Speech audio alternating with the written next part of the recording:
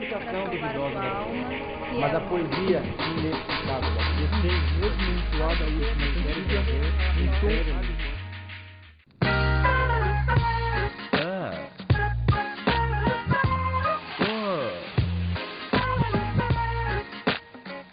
Opa! Viva! Meu Deus! Minha nossa! Nossa! Ui! Olá, pessoas! Nossa aula de hoje vamos falar sobre palavras bem especiais, as interjeições e as palavras denotativas. Ora, vamos começar falando sobre as interjeições. O que são interjeições?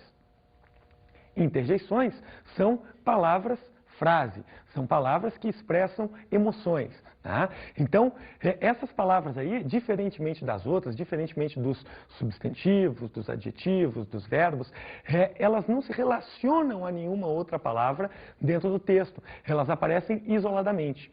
Então, são palavras muito especiais. Apesar de não se ligarem a nenhuma outra palavra formando frases, né, elas vão se comportar como uma frase em si. Então, vamos ver exemplos de interjeições e locuções interjectivas. Quer dizer, o que são locuções interjectivas? Conjuntos de palavras, né, que equivalem a uma interjeição, ou seja, tem a mesma função de indicar o quê? De indicar emoções, né, de indicar atitudes emotivas, não racionais. Então, vamos ver exemplos. Ah, ó, bah, égua, meu Deus. Então a gente tem aí, né, essas interjeições aí. Agora veja que aí apareceram algumas assim que são bem características de determinadas regiões, né? Então, por exemplo, a interjeição bah é muito utilizada no Rio Grande do Sul. A interjeição égua, que muitas pessoas vão falar assim, ah, mas isso é uma interjeição, por exemplo, muito empregada em Belém do Pará, né? No Pará em geral. Então é uma interjeição que tem o mesmo valor exclamativo aí que o bah, por exemplo. Então a pessoa está passando ali e tal numa rua, aí vê uma mulher muito bonita passando e vai falar, ah, égua, né? Égua para a mulher bonita passando. É a mesma coisa as meninas vão falar, se tiver um cara bonito passando, elas vão falar assim, égua, né? Quer dizer, não é uma coisa que vai variar em termos de gênero. Égua é uma interjeição, uma palavra invariável, portanto, né? Não vai dizer cavalo, por exemplo, numa situação dessa. Bem, então essas interjeições, né, são palavras que, como a gente pode ver, a gente vai utilizar para expressar determinadas atitudes sentimentais, não racionais, dependendo do contexto, né? Então a pessoa está lá toda empolgada com alguma coisa, aí de repente chega alguém e fala assim, ó, isso não vai acontecer, a pessoa fala, ah, quer dizer, expressando ali, né, todo o sentimento dela de não gostar daquilo que ela ouviu, por exemplo. Vamos ver outros exemplos de interjeições. Para isso, vamos chamar aqui o Maurício, que ele vai falar algumas interjeições para a gente. Vamos lá, Maurício. Então tem que falar, as interjeições elas têm que ser ditas com toda a carga emotiva que elas têm, né? Então, por exemplo, vai falar, ai não é interjeição. Né? A interjeição ela precisa ser expressa com muita emoção. Então vamos lá, expressando essa palavra com bastante emoção, essa interjeição ai, ui e oba, por exemplo. Ai, ui e oba. Ah, tá vendo? Não leu como não está pondo como interjeição. Né? Para ser interjeição, tem que ter emoção. Então vamos pôr emoção nisso aí, Maurício. Ai, ui, oba. É isso aí, Maurício. Valeu. Obrigadão. Então tá, quer dizer, as interjeições, né, para que elas sejam entendidas como interjeições, elas têm que ser expressas com toda a carga emotiva que elas já traduzem em si. Curiosidades. Então, quer dizer, agora vamos falar sobre algumas coisas curiosas que acontecem quando a gente utiliza as interjeições, né? Vamos começar, por exemplo, falando sobre a interjeição Nossa Senhora, né? Então, quer dizer, obviamente a pessoa está aí surpresa com alguma coisa, vai falar, vai utilizar isso daí, e vai dizer, por exemplo, Nossa Senhora, né? Tá extremamente emotiva com alguma coisa, está muito empolgado com alguma coisa, diz isso daí. Só que essa palavra, ela é oriunda, a gente sabe muito bem lá da religião, né? Como se a pessoa estivesse invocando realmente a Nossa Senhora e tal. E aí a gente acaba utilizando o quê? A gente acaba utilizando, perdendo esse valor todo que a palavra tem. Por exemplo, Nossa Senhora, sintagma nominal, núcleo, Senhora, Nossa, determinante. Só que a gente acaba entendendo essa interjeição como uma coisa só, como se fosse uma palavra só. E a gente diz, por exemplo, minha Nossa Senhora, né? Quer dizer, usa aí dois pronomes possessivos aí que obviamente se excluem, né? Minha Nossa Senhora, mas a gente entende isso daí sem problemas como interjeição. Inclusive, se a gente retirar a palavra Senhora, a gente também vai ter, né, minha Nossa como uma interjeição aí, e essa interjeição sim formada apenas de pronomes possessivos.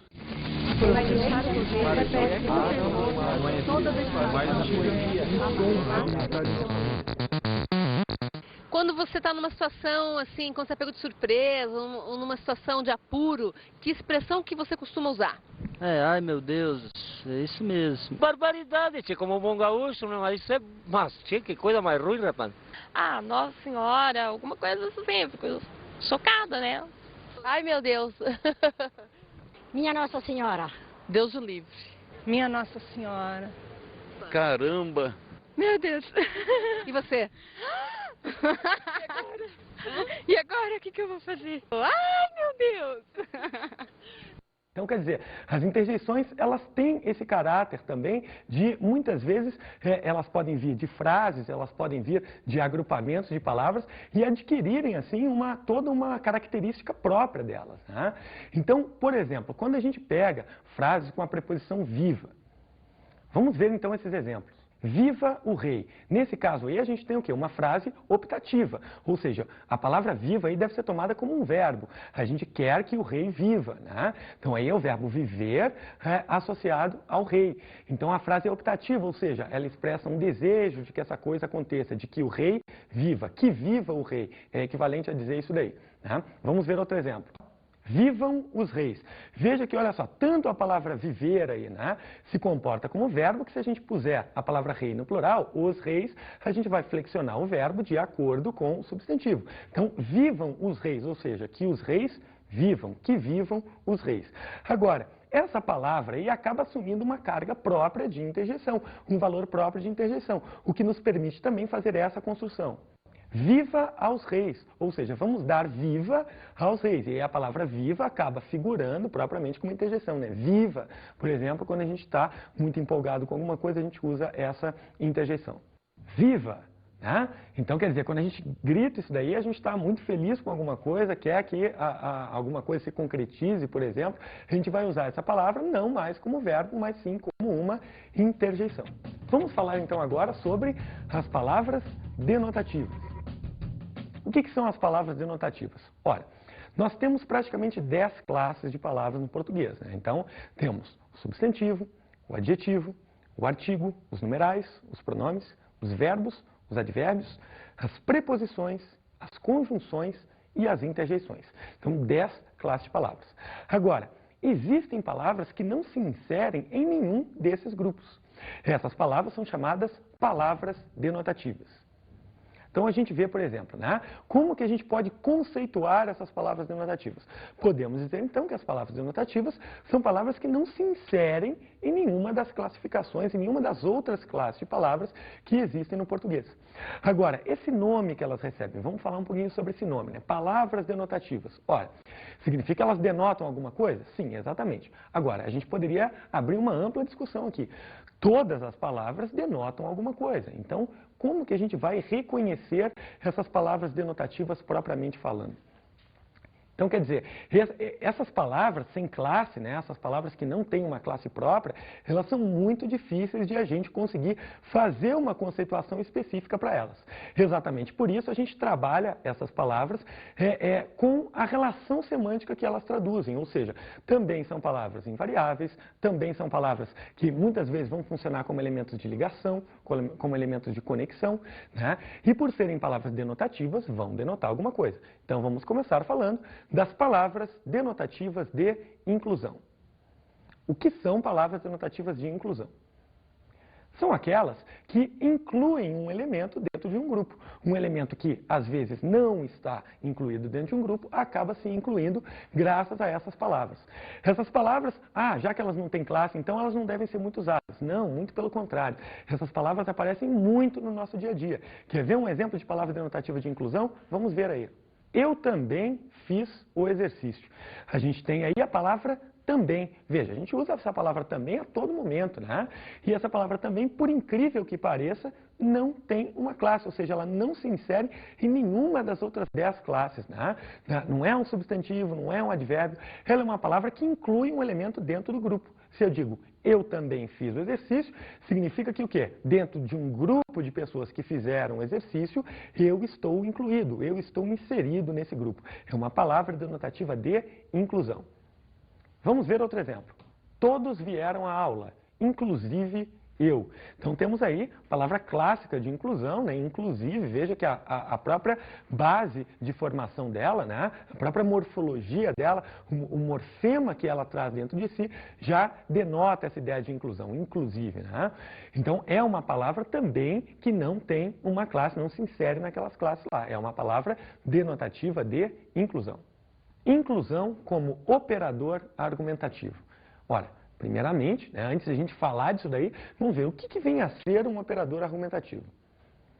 Um operador argumentativo é uma palavra que a gente insere numa frase e que acaba dizendo para a gente, traduzindo para a gente um posicionamento do falante ou do escritor a respeito do assunto que ele está analisando.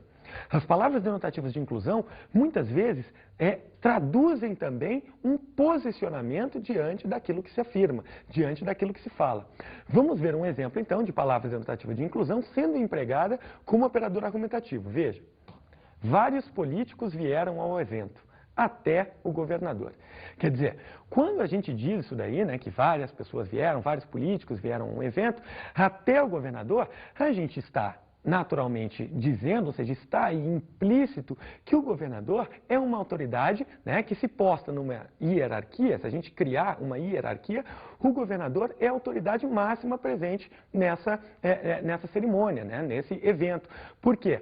Ora, porque quando a gente diz todos vieram ao evento até o governador, né, quando a gente diz isso daí, até o governador, significa, por exemplo, o presidente, se ele tivesse vindo, né, naturalmente nós diríamos, vários políticos vieram ao evento, inclusive o presidente, ou até o presidente.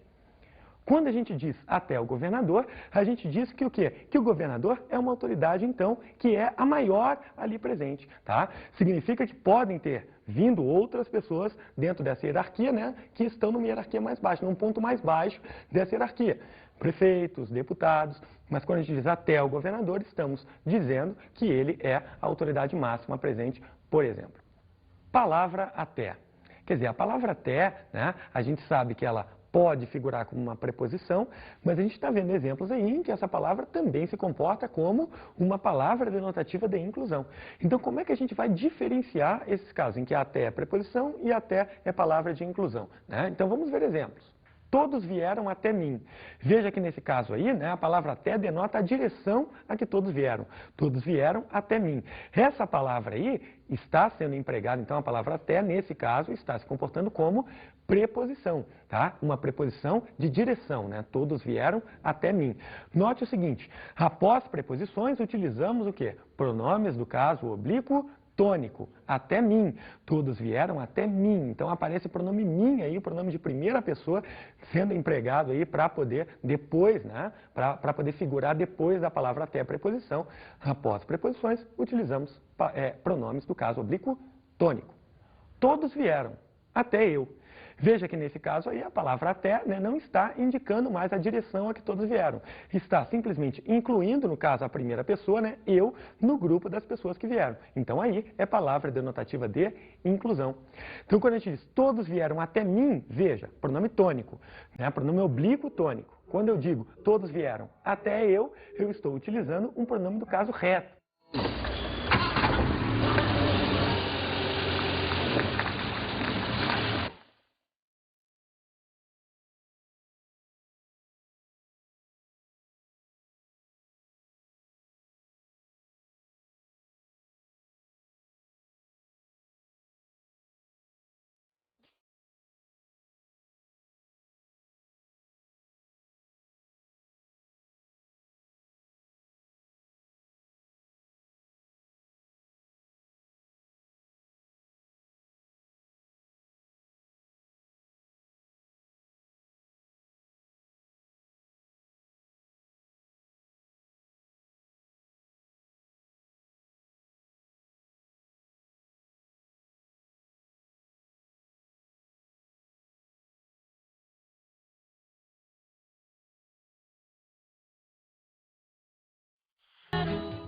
Então a gente tem aí, né, uma maneira muito simples de diferenciar a preposição até da palavra denotativa de inclusão. Quer dizer, não apenas por uma questão semântica, né, não apenas pelo significado, até direção e até inclusão, mas também pela própria relação sintática dos elementos. Porque até pedindo o pronome oblíquo tônico vai ser a preposição. Até pedindo o pronome reto será o quê? Será palavra denotativa de inclusão. Vamos ver agora outros tipos de palavras denotativas, as palavras denotativas de exclusão. Então, ou seja, diferente, ao contrário, né, das palavras denotativas de inclusão, as de exclusão vão excluir um elemento de um grupo. Então vamos ver alguns exemplos dessas palavras aparecendo em textos. Veja, todos vieram, exceto eu. Então veja aí que também essas palavras pedem o pronome tônico, né? Todos vieram exceto eu, né? Estou usando o pronome tônico após a palavra exceto. E essa palavra aí, que também é uma palavra que aparece comumente aí no nosso dia a dia, né? Ela não se insere também em nenhuma das classes que a gente viu anteriormente, né? Quer dizer, não se insere na classe dos substantivos, não se insere na classe dos adjetivos e enfim, nas outras também. Então, essa palavra aí é uma palavra que denota exclusão. Ela exclui eu do grupo das pessoas que vieram, né? Exclui esse elemento eu aí. Então, todos vieram, exceto eu. Eu estou excluído do grupo das pessoas que vieram. Vamos ver um outro exemplo. Os países latino-americanos, salvo o Brasil, participarão da conferência. Então, nesse caso aí, a gente tem a palavra salvo, né? A palavra salvo também retirando o Brasil do conjunto de países latino-americanos que participarão da conferência. Nesse caso, então, a palavra salvo é uma palavra denotativa de exclusão. Palavra menos. Quer dizer, assim como a palavra até, né? A palavra até lá a gente viu que pode se comportar como preposição, pode se comportar como palavra denotativa de inclusão. A palavra menos, ela também tem várias, né, possibilidades de funcionamento dentro da língua, né? Então vamos ver exemplos em que essa palavra menos é empregada e vamos discutir exatamente as diferenças de uso dessa palavra. Vamos ver o primeiro exemplo. Compre menos carne. Nesse caso aí, a palavra menos denota a quantidade indefinida, né? Veja, quando eu digo compre menos carne, eu estou dizendo para comprar determinada quantidade de carne, mas não estou precisando, não estou identificando exatamente quanto de carne deve ser comprado. Então, nesse caso aí, denota a quantidade indefinida de substantivo, é um pronome indefinido. Veja que nesse caso é um pronome indefinido adjetivo, né? Acompanha o substantivo carne. Compre menos carne. Tá acompanhando aí o substantivo, né? Vamos ver um outro exemplo em que essa palavra aparece. Trabalhe menos.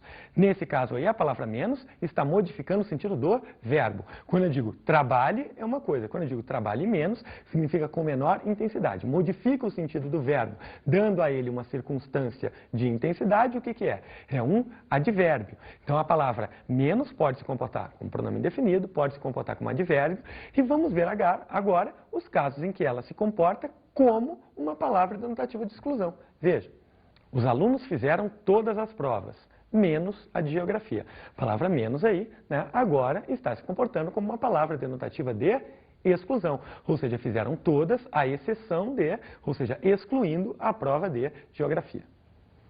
Assim como a gente viu que as palavras de inclusão podem funcionar como operadores argumentativos, vamos ver agora, então, palavras denotativas de exclusão como operadores argumentativos. Só os brasileiros ainda não aderiram à moda. Só os brasileiros ainda não aderiram à moda. Então, nesse caso aí, o que a gente vê, né? A gente vê que existe uma orientação argumentativa para que, sim, os brasileiros passem a aderir a essa moda aí, né? Então, só os brasileiros, ou seja, a pessoa quando está dizendo isso daí, está dizendo, o mundo inteiro já aderiu, menos os brasileiros. Então, está havendo aí uma sugestão de que os brasileiros devem, sim, aderir a essa moda. Vamos ver um outro exemplo. Ele comprou apenas um cachorro, né?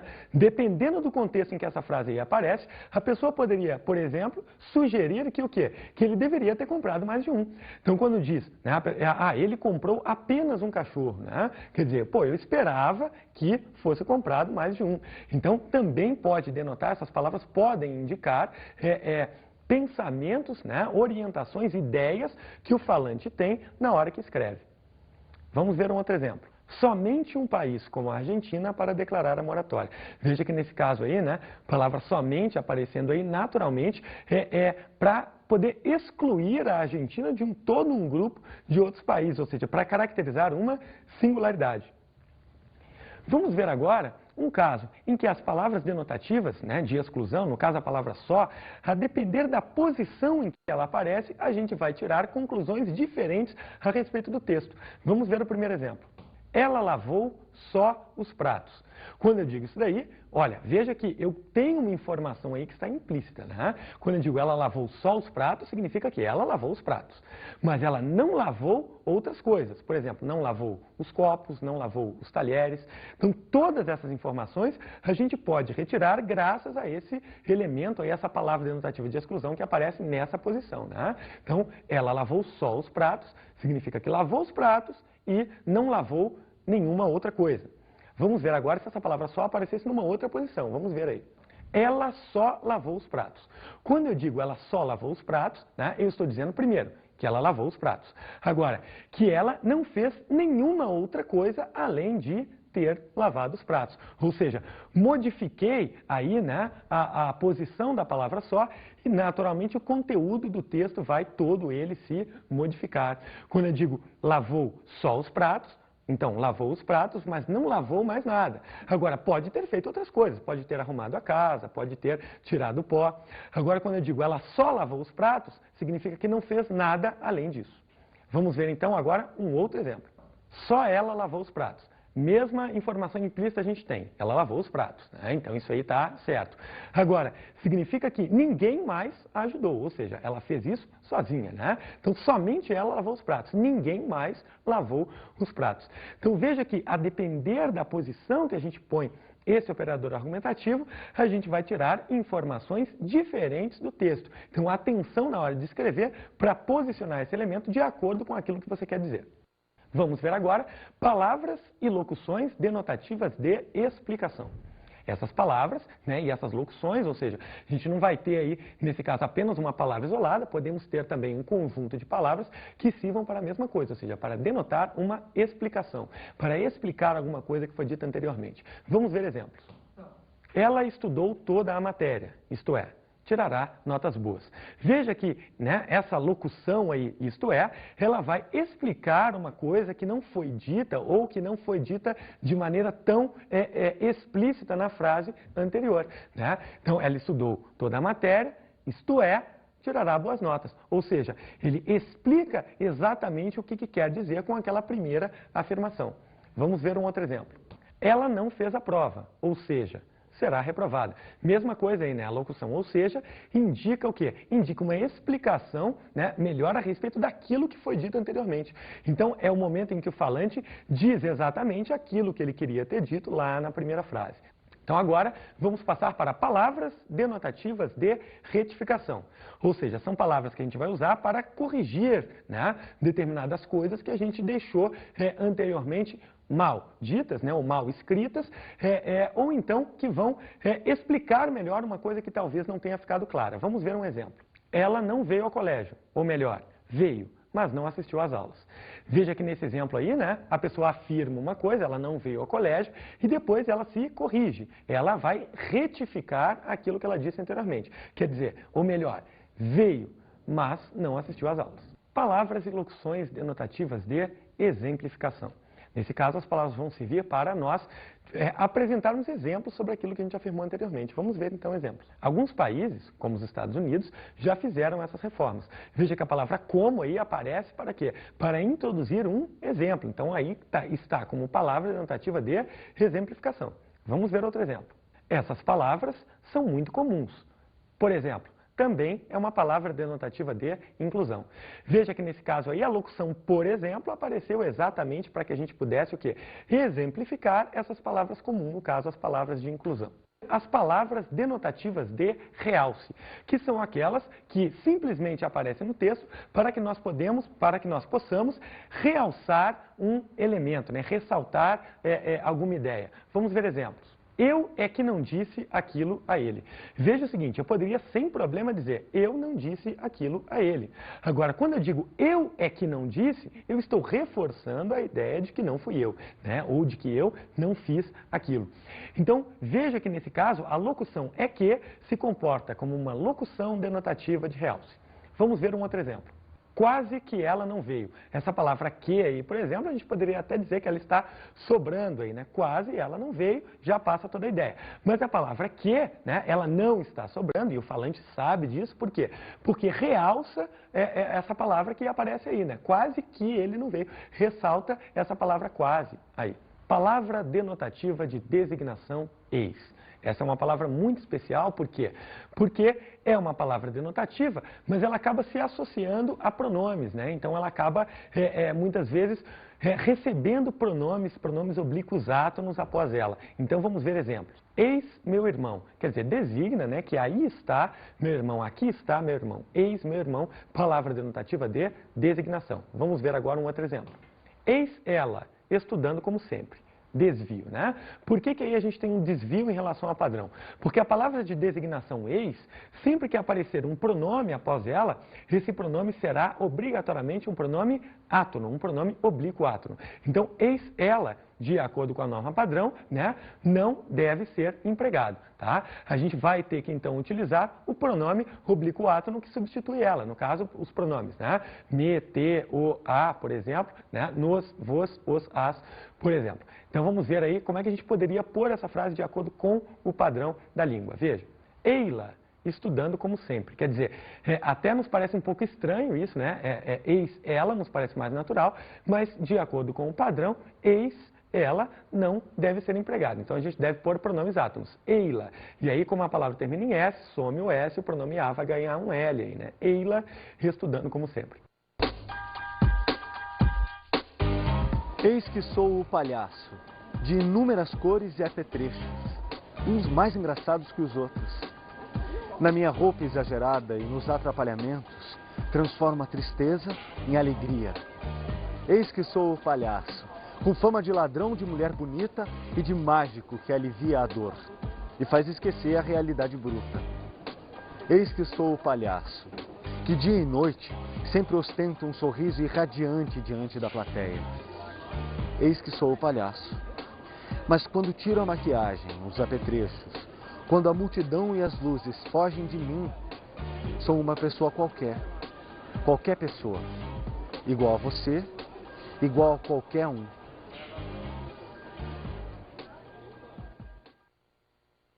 Vamos ver agora as palavras denotativas de situação. Essas palavras situam um elemento dentro do texto, né?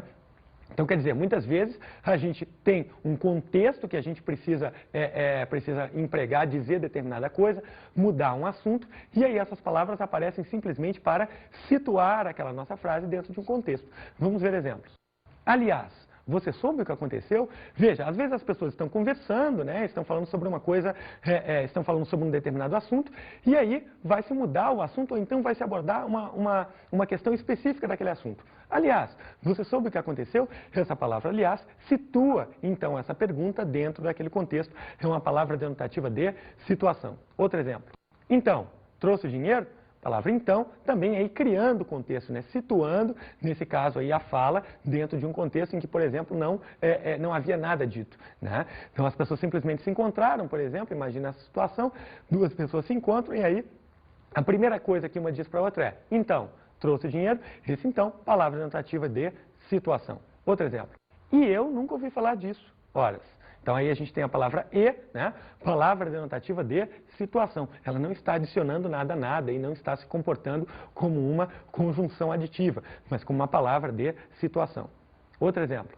Afinal, você quer ou não participar do projeto? Então é a palavra afinal, também palavra denotativa de situação. Vamos ver um outro exemplo. Desculpe-me, mas você não é a mijardina? Então, quer dizer, aí a gente tem a palavra mas, né, denotativa de situação também. Desculpe-me, mas veja que essa palavra aí, né, não está se comportando como uma conjunção adversativa, não está introduzindo uma ideia oposta àquilo que foi dito antes. Simplesmente situa aquela frase dentro de um contexto. Mas você não é a mijardina? Palavra denotativa de situação, a palavra mas nesse caso. Vamos ver então agora nossas dicas de estudo.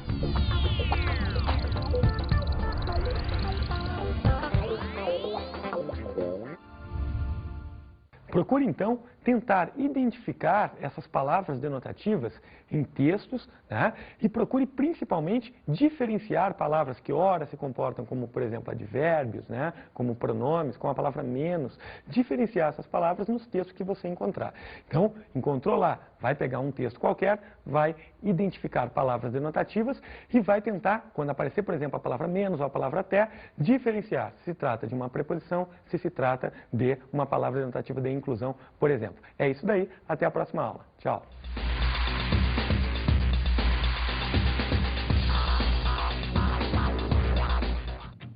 Na aula de hoje, estudamos as interjeições e as palavras denotativas. As interjeições são palavras não racionais. Ao mesmo tempo, elas substituem toda uma frase.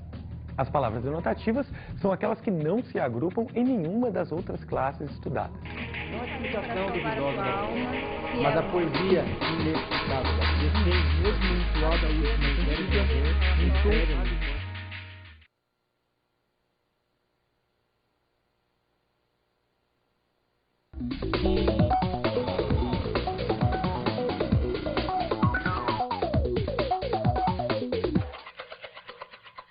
A aula de palavras denotativas é uma ótima oportunidade para se reforçarem os conceitos dos operadores argumentativos, a maneira como eles aparecem no texto, a maneira como eles podem ser empregados para poder orientar melhor uma argumentação, por exemplo. Não é explicação duvidosa, mas a poesia inexplicável da tem mesmo entoada a última série.